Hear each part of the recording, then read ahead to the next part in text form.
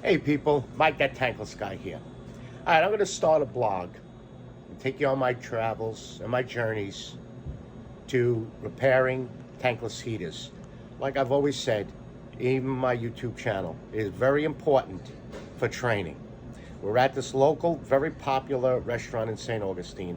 We came here for low gas pressure on the cook line, and I noticed the tankless heaters hanging, and one problem which amassed to a lot of problems. So let's go on this journey for part one, and you can see why it is very important for training. So we have two Navion units. They're NPE 240A2s. And the first thing I noticed is the two fresh air inlets that are just the air in the kitchen is being used, which is very, very bad. The units are actually sucking in the grease.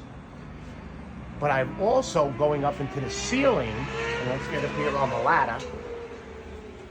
I noticed, opening up the ceiling, that they common vented the two lines.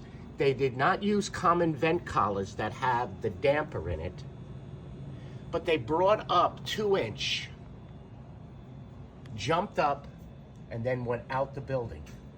And look at the grease that are in the fan back there. Look at all that grease in the fan. Now, unfortunately, I don't think this unit could be saved because that's the heat exchanger. These units are about 1.5 years old. But this unit is in good shape and I can save it.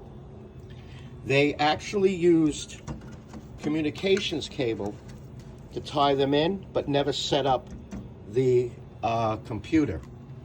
So we're going to do some tests here today to determine how bad of a shape. Almost fell there. These are in.